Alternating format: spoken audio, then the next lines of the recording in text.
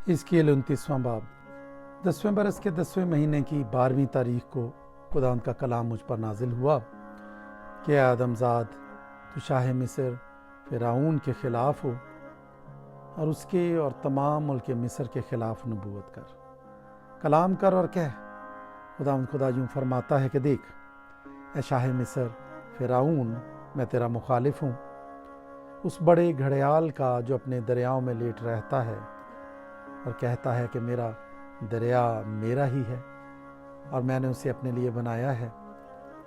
लेकिन मैं तेरे जबड़ों में कांटे अटकाऊंगा और तेरे दरियाओं की मछलियाँ तेरी खाल पर चिमटाऊंगा और तुझे तेरे दरियाओं से बाहर खींच निकालूंगा और तेरे दरियाओं की सब मछलियाँ तेरी खाल पर चिमटी होंगी और मैं तुझको और तेरे दरियाओं की मछलियों को बियाबान में फेंक दूंगा।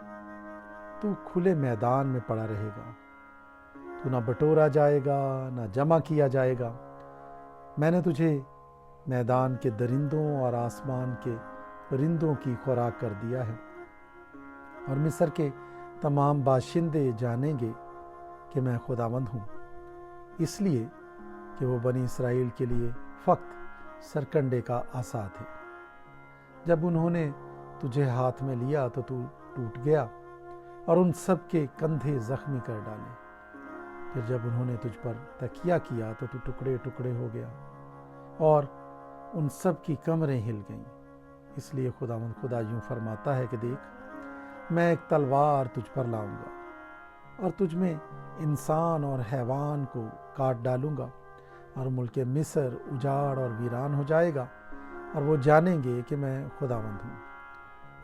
क्योंकि उसने कहा कि दरिया मेरा ही है और मैं ही ने उसे बनाया है, इसलिए देख, मैं तेरा और तेरे दरियाओं का मुखालिफ हूँ और मुल्क मिस्र को मिजदाल से इस्वान बल्कि कूश की सरहद तक महज वीरान और उजाड़ कर दूंगा।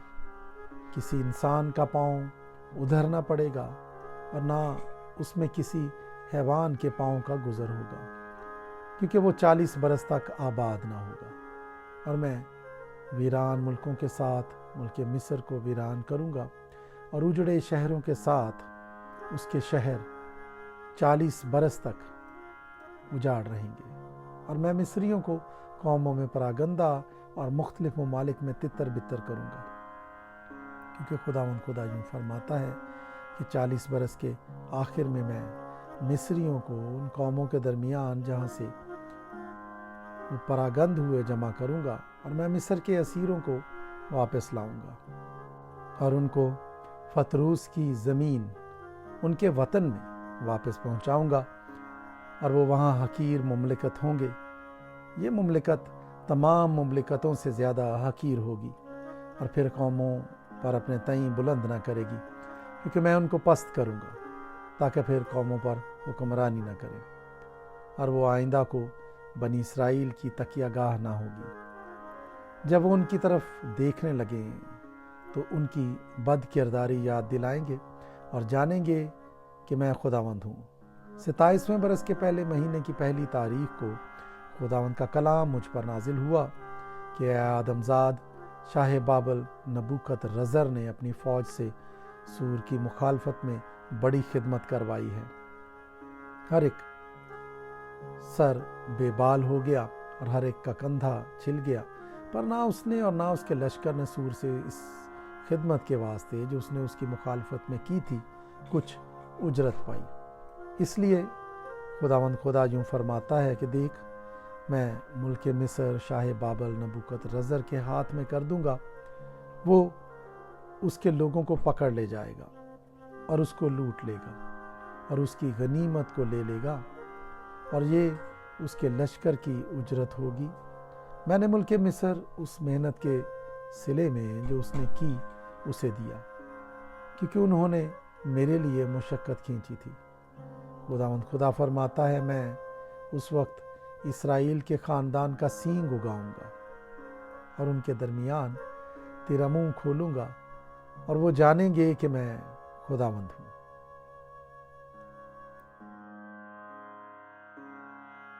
हिजकीएल 30वां बाब। اور خدا ان کا کلام مجھ پر نازل ہوا کہ آدم زاد نبوت کر اور کہہ۔ خدا یوں فرماتا ہے کہ چلا کر کہو افسوس اس روز پر، اس لیے کہ وہ روز قریب ہے۔ ہاں، خداوند کا روز یعنی بادلوں کا روز قریب ہے، وہ قوموں کی سزا کا وقت ہوگا، کیونکہ تلوار مصر پر آئے گی، اور جب لوگ مصر میں قتل ہوں گے اور اسیری میں جائیں گے اور اس کی بنیادیں برباد کی جائیں گی، تو اہل کوش سخت درد میں مبتلا ہوں گے۔ کوش اور فوت اور لود اور تمام ملے جلے لوگ اور کوب اور اس سرزمین کے رہنے والے جنہوں نے معاہدہ کیا ہے، ان کے ساتھ تلوار سے قتل ہوں گے۔ خداوند یوں فرماتا ہے کہ مصر کے مددگار گر جائیں گے اور اس کے زور کا گھمنڈ جاتا رہے گا۔ مجدال سے اسوان تک وہ اس میں تلوار سے قتل ہوں گے۔ خداوند خدا فرماتا ہے، اور وہ ویران ملکوں کے ساتھ ویران ہوں گے، اور اس کے شہر اجڑے شہروں کے ساتھ اجاڑ رہیں گے۔ اور جب میں مصر میں آگ بھڑکاؤں گا اور اس کے سب مددگار ہلاک کیے جائیں گے، تو وہ معلوم کریں گے کہ خداوند میں ہوں۔ اس روز بہت سے ایلچی جہازوں پر سوار ہو کر میری طرف سے روانہ ہوں گے کہ غافل کوشیوں کو ڈرائیں، اور وہ سخت درد میں مبتلا ہوں گے جیسے مصر کی سزا کے وقت، کیونکہ دیکھ وہ روز آتا ہے، خداوند خدا یوں فرماتا ہے کہ میں مصر کے انبوہ کو شاہ بابل نبوکد رزر کے ہاتھ سے نیست و نابود کر دوں گا۔ وہ اور اس کے ساتھ اس کے لوگ جو قوموں میں ہیبت ناک ہیں، ملک اجاڑنے کو بھیجے جائیں گے، اور وہ مصر پر تلوار کھینچیں گے اور ملک کو مقتولوں سے بھر دیں گے، اور میں ندیوں کو سکھا دوں گا اور ملک کو شریروں کے ہاتھ بیچوں گا، اور میں اس سرزمین کو اور اس کی تمام معموری کو اجنبیوں کے ہاتھ سے ویران کروں گا۔ میں خداوند نے فرمایا ہے، خداوند خدا یوں فرماتا ہے کہ میں بتوں کو بھی نیست و نابود کروں گا، اور نوف میں سے مورتوں کو مٹا ڈالوں گا، اور آئندہ کو ملک مصر سے کوئی بادشاہ برپا نہ ہوگا، اور میں ملک مصر میں دہشت ڈال دوں گا، اور پتروس کو ویران کروں گا، اور زون میں آگ بھڑکاؤں گا، اور نو پر فتوا دوں گا، اور میں سین پر جو مصر کا قلعہ ہے اپنا قہر نازل کروں گا، اور نو کے انبوہ کو کاٹ ڈالوں گا، اور میں مصر میں آگ لگا دوں گا۔ سین کو سخت درد ہوگا، اور نو میں رکھنے ہو جائیں گے، اور نوف پر ہر روز مصیبت ہوگی۔ آوان اور فی بست کے جوان تلوار سے قتل ہوں گے، اور یہ دونوں بستیاں اسیری میں جائیں گی۔ اور تخفیس میں بھی دن اندھیرا ہوگا، جس وقت میں وہاں مصر کے جوؤں کو توڑوں گا، اور اس کی قوت کی شوکت مٹ جائے گی، اور اس پر گھٹا چھا جائے گی، اور اس کی بیٹیاں اسیر ہو کر جائیں گی۔ اسی طرح سے مصر کو سزا دوں گا، اور وہ جانیں گے کہ خداوند میں ہوں۔ 11ویں برس کے پہلے مہینے کی 7ویں تاریخ کو خداوند کا کلام مجھ پر نازل ہوا کہ اے آدم زاد، میں نے شاہ مصر فرعون کا بازو توڑا، اور دیکھ وہ باندھا نہ گیا، دوا لگا کر اس پر پٹیاں نہ کسی گئیں کہ تلوار پکڑنے کے لیے مضبوط ہو۔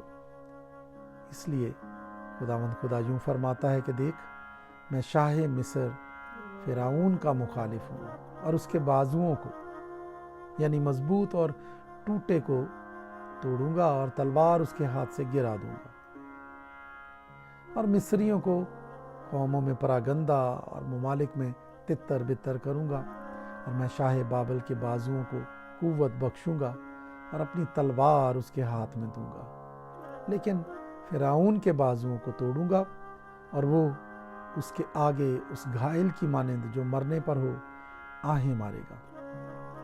ہاں، شاہ بابل کے بازوؤں کو سہارا دوں گا، اور فرعون کے بازو گر جائیں گے، اور جب میں اپنی تلوار شاہ بابل کے ہاتھ میں دوں گا اور وہ اس کو ملک مصر پر چلائے گا، تو وہ جانیں گے کہ میں خداوند ہوں، اور میں مصریوں کو قوموں میں پراگندہ اور ممالک میں تتر بتر کر دوں گا، اور وہ جانیں گے کہ میں خداوند ہوں۔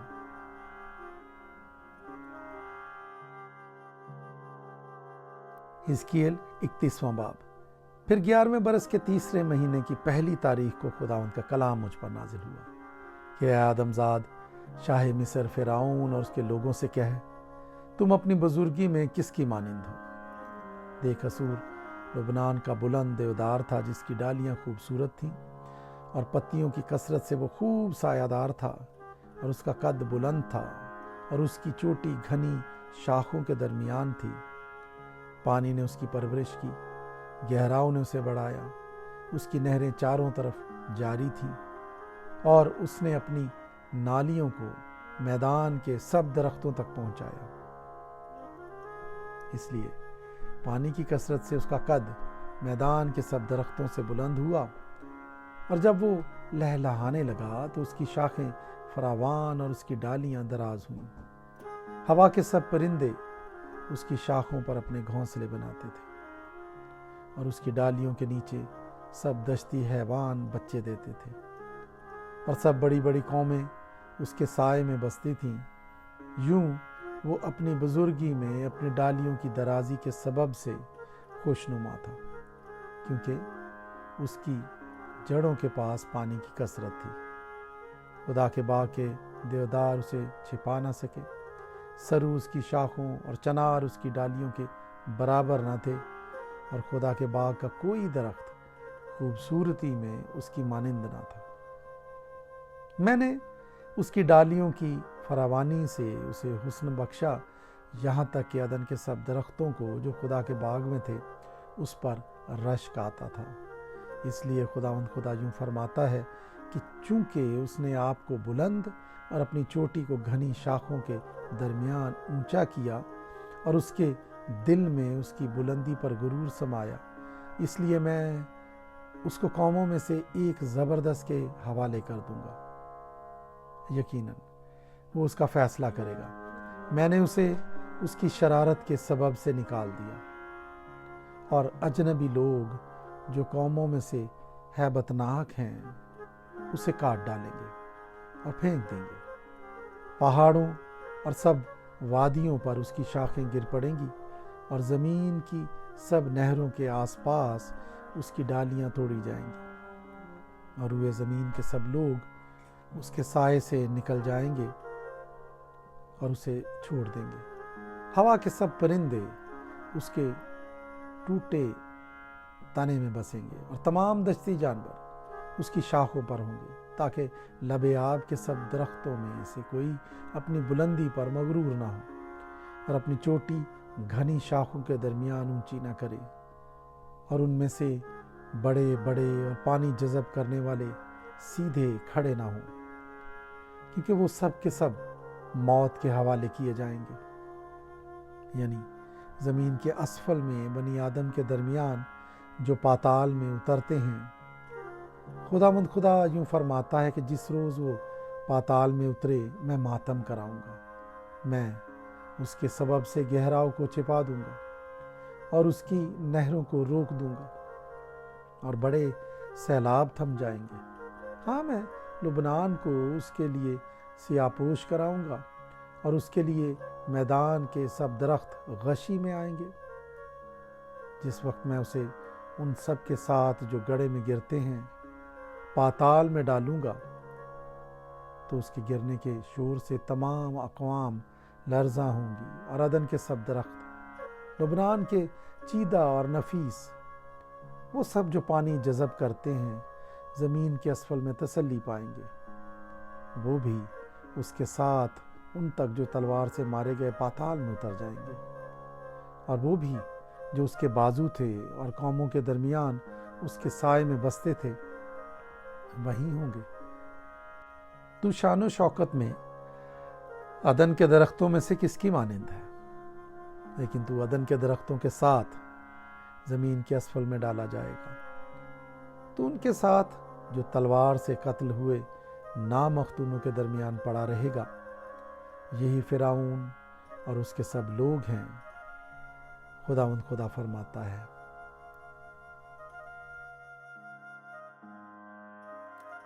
12वें बरस के 12वें महीने की पहली तारीख को खुदावंद का कलाम मुझ पर नाजिल हुआ कि ऐ आदमजाद, शाह मिस्र फिरौन पर नोहा उठा और उसे कह, तू कौमों के दरमियान जवान शेर बब्बर की मानिंद था और तू दरियाओं के घड़ियाल सा है। तू अपनी नहरों में से नागाह निकल आता है और तूने अपने पाँव से पानी को तहबाला किया और उनकी नहरों को गदला कर दिया। खुदावंद खुदा यूं फरमाता है कि मैं उम्मतों के अंबों के साथ तुझ पर अपना जाल डालूंगा और वो तुझे मेरे ही जाल में बाहर निकालेंगे। तब मैं तुझे खुश्की में छोड़ दूंगा और खुले मैदान पर तुझे फेंकूंगा और हवा के सब परिंदों को तुझ पर बिठाऊंगा और तमाम रुए ज़मीन के दरिंदों को तुझसे सैर करूंगा और तेरा गोश्त पहाड़ों पर डालूंगा और तेरी वादियों को तेरी बुलंदी से भर दूंगा और मैं उस सरजमीन को जिसके पानी में तू तैरता था पहाड़ों तक तेरे लहू से तर करूंगा और नहरें तुझसे लबरेज होंगी। और जब मैं तुझे नाबूद करूंगा तो आसमान को तारीक और उसके सितारों को बेनूर करूंगा। सूरज को बादल से छिपाऊंगा और चांद अपनी रोशनी न देगा और मैं तमाम नूरानी अजराम फलक को तुझ पर तारीक करूंगा और मेरी तरफ से तेरी ज़मीन पर तारीकी छा जाएगी। खुदा फरमाता है, और जब मैं तेरी शिकस्ता हाली की खबर को कौमों के दरमियान उन मुल्कों में जिनसे तू ना वाकिफ़ है पहुँचाऊँगा तो उम्मतों का दिल आज़ुर्दा करूँगा, बल्कि बहुत सी उम्मतों को तेरे हाल से हैरान करूँगा और उनके बादशाह तेरे सबब से सख्त तरसा होंगे। जब मैं उनके सामने अपनी तलवार चमकाऊँगा तो उनमें से हर एक अपनी जान की खातिर तेरे गिरने के दिन हरदम थरथराएगा, क्योंकि खुदावंद खुदा यूं फरमाता है कि शाह बाबल की तलवार तुझ पर चलेगी। मैं तेरी जमीयत को ज़बरदस्तों की तलवार से जो सब के सब कौमों में हैबतनाक हैं हलाक करूँगा और वो मिस्र की शौकत को मौकूफ़ और उसकी तमाम जमीयत को नेस्त करेंगे और मैं उसके सब जानवरों को आब कसीर के पास से नाबूद करूँगा और आगे को ना इंसान के पाँव उसे गदला करेंगे ना हैवान के सुम। तब मैं उनका पानी साफ कर दूंगा और उनकी नदियाँ रोगन की तरह जारी होंगी। खुदा फरमाता है, जब मैं मुल्क मिस्र को वीरान और सुनसान करूँगा और वो अपनी मामूरी से खाली हो जाएगा, जब मैं उसके तमाम बाशिंदों को हलाक करूँगा, तब वो जानेंगे कि खुदावंद मैं हूँ। ये वो नोहा है जिससे उस पर मातम करेंगे। कौमों की बेटियाँ इससे मातम करेंगी। वो मिस्र और उसकी तमाम जमीयत पर इसी से मातम करेंगी। खुदा फरमाता है, फिर 12वें बरस में महीने के 15वें दिन खुदावंद का कलाम मुझ पर नाजिल हुआ कि ऐ आदमजाद, मिस्र की जमीयत पर वावेला कर और उसको और नामदार कौमों की बेटियों को पाताल में उतरने वालों के साथ ज़मीन के असफल में गिरा दे। तू हुस्न में किससे बढ़कर था, उतर और नामख्तूनों के साथ पड़ा रह। वो उनके दरमियान गिरेंगे जो तलवार से कत्ल हुए। वो तलवार के हवाले किया गया है, उसे और उसकी तमाम जमीयत को घसीट ले जा। वो जो ज़ोरावरों में सबसे तवाना है, पाताल में उससे और उसके मददगारों से मुखातिब होंगे। वो पाताल में उतर गए, वो बेहिस पड़े हैं, यानी वो नामख्तून जो तलवार से कत्ल हुए। असूर और उसकी तमाम जमीयत वहीं है, उसकी चारों तरफ उनकी कब्रें हैं, सब के सब तलवार से कत्ल हुए हैं, जिनकी कब्रें पाताल की तह में हैं और उसकी तमाम जमीयत उसकी कब्र के गिरदा गिर्द है। सब के सब तलवार से कत्ल हुए जो जिंदों की ज़मीन में हैबत का बाइस थे। एलाम और उसकी तमाम गिरोह जो उसकी कब्र के गिरदा गिर्द हैं वहाँ हैं, सब के सब तलवार से कत्ल हुए हैं। वो ज़मीन के असफल में नामख्तून उतर गए जो जिंदों की ज़मीन में हैबत का बाइस थे, और उन्होंने पाताल में उतरने वालों के साथ खिजालत उठाई है। उन्होंने उसके लिए और उसकी तमाम गिरोह के लिए मकतूलों के दरमियान बिस्तर लगाया है। اس کی قبریں اس کے گردا گرد ہیں، سب کے سب نامختون تلوار سے قتل ہوئے ہیں۔ وہ زندوں کی زمین میں ہیبت کا باعث تھے اور انہوں نے پاتال میں اترنے والوں کے ساتھ رسوائی اٹھائی۔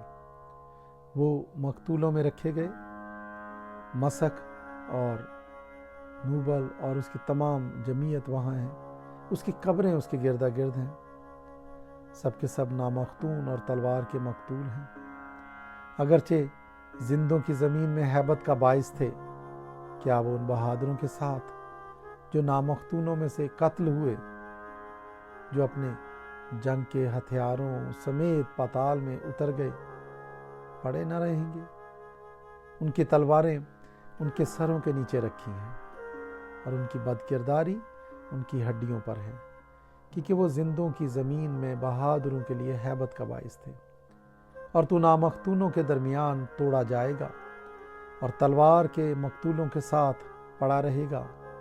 وہاں ادوم بھی ہے، اس کے بادشاہ اور اس کے سب امراء جو باوجود اپنی قوت کے تلوار کے مقتولوں میں رکھے گئے ہیں، وہ نامختونوں اور پاتال میں اترنے والوں کے ساتھ پڑے رہیں گے۔ شمال کے تمام امراء اور تمام سیدانی جو مقتولوں کے ساتھ پاتال میں اتر گئے، باوجود اپنے روب کی اپنی زوراوری سے شرمندہ ہوئے، وہ تلوار کے مقتولوں کے ساتھ نامختون پڑے رہیں گے اور پاتال میں اترنے والوں کے ساتھ رسوائی اٹھائیں گے۔ فرعون ان کو دیکھ کر اپنی تمام جمعیت کی بابت تسلی پذیر ہوگا۔ ہاں، فرعون اور اس کا تمام لشکر جو تلوار سے قتل ہوئے، خدا فرماتا ہے، کیونکہ میں نے زندوں کی زمین میں اس کی ہیبت قائم کی اور وہ تلوار کے مقتولوں کے ساتھ نامختونوں میں رکھا جائے گا۔ ہاں، فرعون اور اس کی جمعیت خدا فرماتا ہے۔